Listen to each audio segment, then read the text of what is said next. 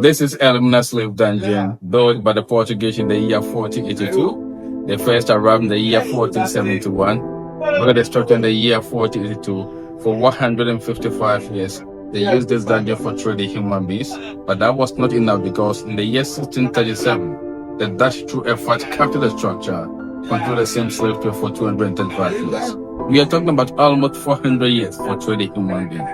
But in the year 1872, the Dutch sold the structure to the British, who were here for 85 years in terms of colonization. On 6th March 1957, Ghana liberated itself through independence, and we have been in charge for 68 years now. In 1979, UNESCO designated the structure to be a World Heritage Site. Since then, people from diverse backgrounds are encouraged to come to learn and to make sure that what happens should never be given the same chance to repeat itself. Thank you.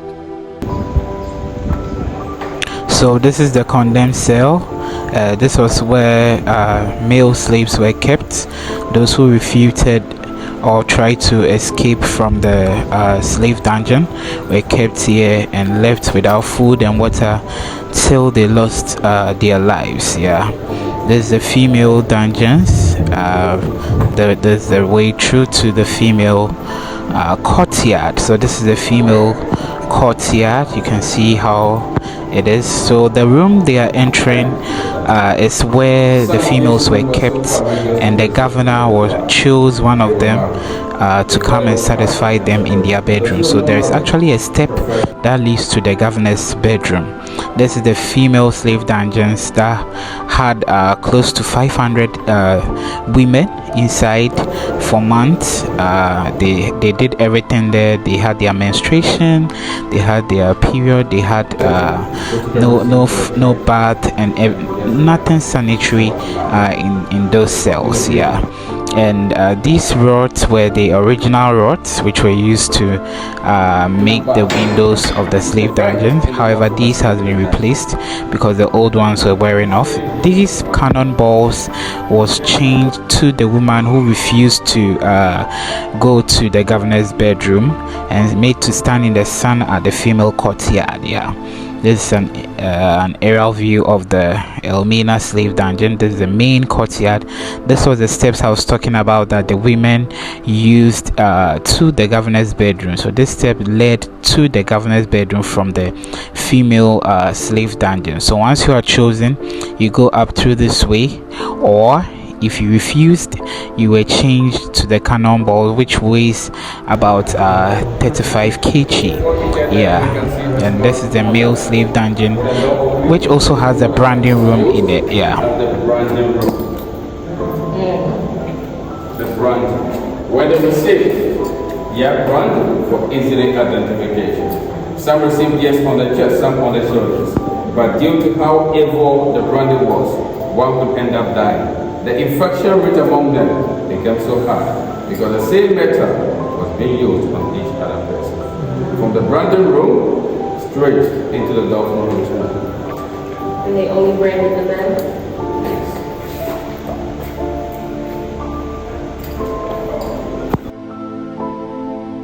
So entering the door of no return, you have to extremely go down in order to make your way through it. Tiny, smaller, little the size of the door is. One simple question that many people always ask is, why the size of the door? Why too narrow? Why too tiny? They did that for three main reasons.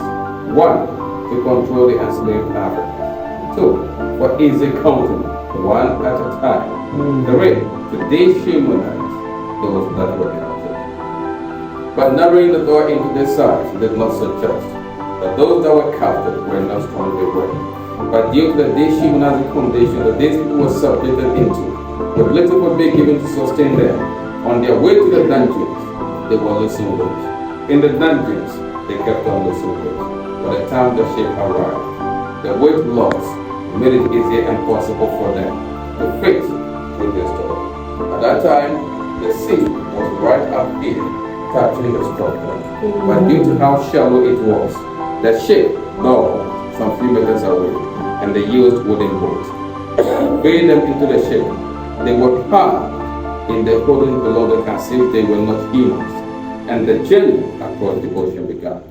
As said repeatedly, to them, they never knew where they were going, they never knew how long the passage would be, the conditions of the ship, they had no knowledge about it. So there was no point that things became better, as situations or conditions worsened from one point to the other. Today, as proud descendants, we have connected, we experienced this, but if these words, which in the original words are humans, and they have mouth to speak, they would have spoken better than me. Why? The tears were saved by the words. The pains were fed by the words. Their voices were echoed in the words. But there was no one around them to give them a consolation. Why? Those that would have done it, they had been separated from for good. This reminds me of an old African proverb who says this: until the lion learned how to write its own story, the hunt will always glorify the hunter. In other words, until the lions have their own history, the hunter will always be here. Today, if enough one says us what to be alive, the narrative will be alive. They wanted to come, but they couldn't because it was impossible at the time. That's a proud descendant. Made such a dream and reality. This day, the disappointment, and you can see what the general one says. When you go back, you have a lot to share, a lot to relate, a lot to process, a lot to discuss. No enslaved African ever came to this room and returned. But today, what is saying, we are.